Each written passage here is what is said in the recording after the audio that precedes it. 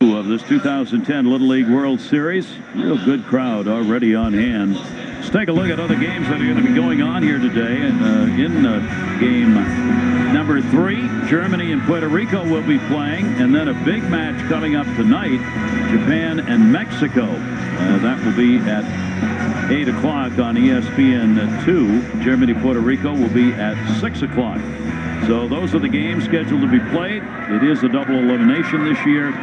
So those teams that lose on day 1 put themselves in peril in must-win situations. Taylor Blustig comes on to do the pitching. We're switching hands. We're going to go from the right-hander to the left-hander. Taylor was throwing a side work before the game. Saw him down in the bullpen. They were working on throwing strikes. Had a nice little session with his coach to get ready and get some of the butterflies out. It looked like this ball hit the batter, Gary. Yeah, nobody's asking here, and the umpires aren't either. But that got him. But he's going to take his at-bat. Not wanting to give it up. Runners on at second and third. Boy, these key at-bats have come very early in this ball game for this Texas team, where they've been able to get runners in scoring position and an opportunity to pick up a base hit, which can result in a couple of runs, and that's the situation again here. You remember Jake Orlando in his first at-bat hit that real long home. That was a towering fly ball to right field, and they bring in the lefty to face him here because they're trying to shut this rally down. 2 in scoring position, already 5 runs in for Texas. Bluston's pitch is going to bounce. Ball gets away. The runner's going to stay at third, however. Jorge Gutierrez. Sweet swing in the first inning. He stayed behind that ball, and he starts with a closed stance and really spun on it really well.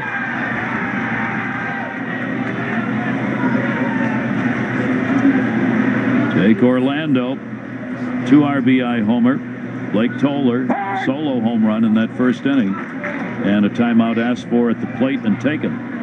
Taylor Bluston did a good job in the regionals pitching. In fact, he started 3 games and went 2-0 with an ERA of .84, giving up just a couple of runs, 11 hits. And he'll foul that one straight back.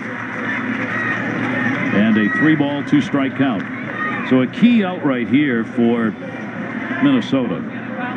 They do not want to get any closer to that 10-run rule, which comes into play in either after 3.5 or 4 innings. You're behind by 10 or more. Here's the 3-2 delivery, and a chopper again that's going to be fouled. Heads-up play right there, though. Gower got it down to first just in case. 10-run rule to prevent games from going on that have gotten out of hand. If one team has that 10-run or more lead after the 4th inning game ends, home team behind by 10 runs has got to complete its half inning of offense. Remember, we're in a double elimination tournament now. 8 teams on the international side and 8 teams on the U.S. final side. Those are broken into 2 pools of 4. You play within your pool, and as soon as you lose 2, you have a consolation game. You're guaranteed 3 games, though. So that means there will be teams in the second game played who are out. Yep. There'll be no question about tiebreakers.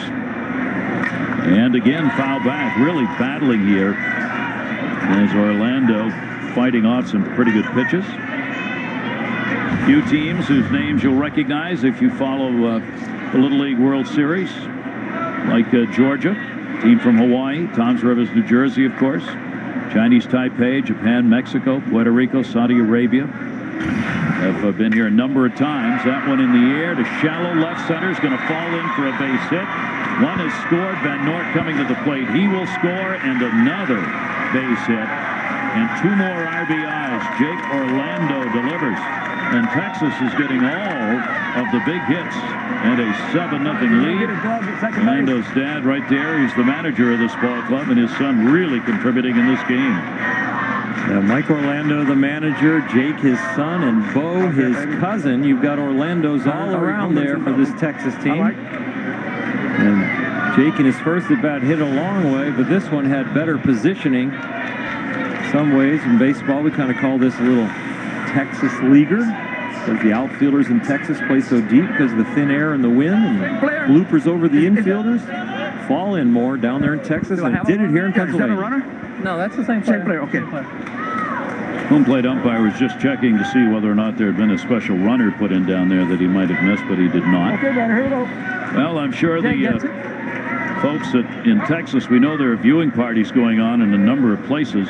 Beef O'Brady's, Del Pueblo, the Wild Geese Tavern. Oh, they're celebrating, and that's going to be another one that's going to fall in. Jake Orlando will score with 2 down. These runners taking off, of course, on contact. And so Texas continues to pile it up. An 8-0 lead. 5 runs in here in the second inning. Another blooper, another Texas leaguer, but brings on a smile down there at first base. And Caleb, he's got the Bryce Harper #1 draft pick for the Washington Nationals eye black on. Bryce Harper just signed with like 30 seconds to go this year. The #1 draft pick has the eye black that kind of streaks down the sides of the face. Caleb Malee picking up the RBI. Well, they're all, anybody who can get, I don't know what he got, a $5 million bonus up to like $9.9 million or something. Everybody going with the eye black that brings the dollars. It's amazing how it catches on, It's unbelievable. It doesn't take very long for these kids to know. And all the big leaguers, when they saw Bryce's eye black, when I go around and do Sunday Night Baseball and some of the Monday games, would talk about how, well, that'll get wiped off his face in minor league ball real quick. Yeah. But we got little leaguers wearing it already. Wearing it. This is Hunter Smith, a 2-0 count on him. And that will miss outside. So Texas on top, 8 runs on 7 hits. The team from Pearland is really putting on a show against the team from Plymouth, Minnesota here, as it has been all Texas offense so far. Hunter Smith, the 12-year-old Hank Aaron fan, only 5'1", 84 pounds. I was never 84 pounds. I'm not going to go there. It's early in the week. Yeah. So you broke your arm, huh? Well, I'm a big fan.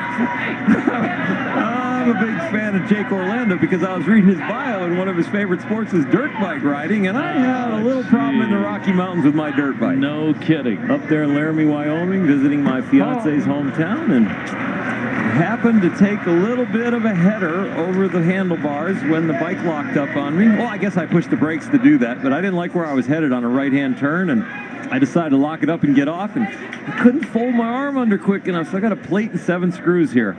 Get your motor running, you know, that kind of guy here, you know. Next thing you know, he's over the front, the leg's gone, the I think I'm going to go with a sling and decorate it with Little League pins. So anybody out here, I'm going to just sign this for you. No, it's not that kind of cast. Oh, okay. Come on, don't damage that. I don't have laundry duty here.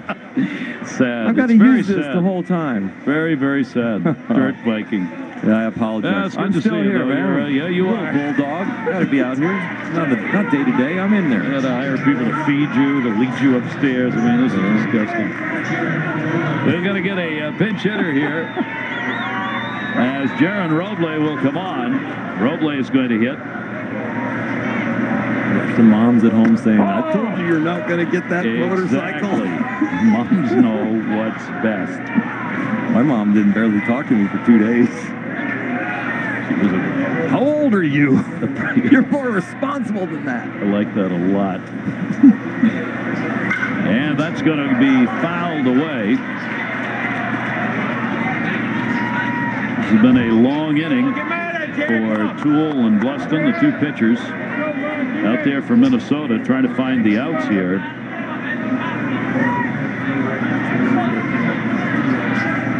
First and second occupied. There are 2 down. And that pitch will be taken down low. Boston coming on in relief here in the second inning as Texas has batted around. There are the 2 who are involved on the mound here, and Toole and Bluston, and the outs tough to be found. That is trying to catch the outside corner. 2-ball, 2-strike count to Roble. Well, it's big for Minnesota to be able to get all of their entire at-bats, all 6 innings. We see a pitching change here. Yeah, now we're seeing the pitch count, the rule that we were talking about coming into play. Bluston's one of their better pitchers, so they do not want to lose the ability to use him in the next game, and they're behind 8-0. So the manager makes a decision. Our chances of getting back in this may not be too good. We got an elimination game coming up next if we lose. I want the second of my best pitchers to be available to pitch, so he pulls him out here. Those are the kinds of strategies we're going to see here in this 2010 Little League World Series that we have not necessarily seen before, and it's because of those pitch count changes that have been made in the rules by Little League Baseball. So it's trying to preserve your pitchers for another day. Yeah, if you stay under 20 pitches, you don't need any rest. So we might see all the Minnesota pitchers try and stay under 20 pitches the rest of the way. While he's warming up, let's take a look. Minnesota, this team, which is here from Plymouth, earned their ticket to Williamsport. How they got here, brought to you by Michelin. St. Paul, they are in the suburbs of the Twin Cities, St. Paul, Minneapolis, Plymouth, Minnesota. And how did they get here? Well, our Michelin road to Williamsport, it looks like this. They were 4-0 in pool play. They defeated Missouri 15-2 in the Midwest Regional. And in that final, the team from North-South Dakota was defeated by a score of 8-3. They outscored opponents 64-11 in the regionals in order to make it here to the Little League World Series. And now having to encounter a Texas team which has been highly offensive. Runners on first and second. It's the middle of a count here, 2-2. And that is going to be taken inside as we'll get our third pitcher of the game coming on here. Johnny Vasari, who's also probably going to have a limited pitch count. If the score stays where it is, that's going to be inside. It's ball 4, so the runners will advance anyway, and that's going to load the bases. So Roble, coming on as a pinch hitter, gets the base on balls, and that will load him up here with 2 down. We heard about Joe Mauer and being the favorite player of these Minnesota kids, of course, because of the Twins. But John Vasari is the general manager at Mauer Chevrolet, and that is owned by Bill Mauer, Joe Mauer's older brother. And they actually have a batting cage at the dealership where these kids get to take BP and work on stuff. So I'm sure the Mauer guys have been over there and they work with the kids. Have the batting cages there at the dealership, and it's amazing that the connection with Joe Mauer and Bill Mauer and what they've done for these young kids. Boy, does it matter when you're in the kind of weather, of course, for Minnesota, as most of the northern tier kids know. You don't get an opportunity to play outdoors until relatively late when compared to the Texases and Californias and Floridas and Arizonas. So to have a place inside where you can do some of that really makes a difference. Bryce Bashori is going to come on as the special pinch runner. He was one of the starters in the game. He'll be running at first base. And Leger's going to come on to do the hitting, making sure that they get their people into the lineup, and they have done that. Chris Leger, that's off the body. He was in the batter's box. That'll be a foul ball. We don't need instant replay. You see it right away, Gary. Home plate umpire had the call. He sure did. He was right on it. He jumped out in front. Sometimes the kids take a little longer to react, recognize what the umpire is saying, but he had it. Well, this is a big out for Minnesota to get out of this. You got to remember the 10-run rule. If we can get past 4 innings and somebody is up by 10 or more, the game ends automatically. And Texas threatening to do that. They got the 8-0 lead, bases loaded. There are 2 down. And that pitch is in there for a strike.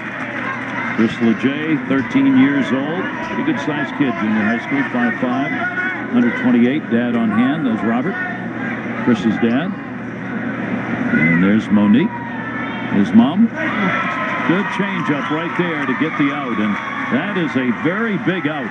Even though 5 runs were scored here in the second inning, by getting that out and leaving the bases loaded, that gives Minnesota a chance.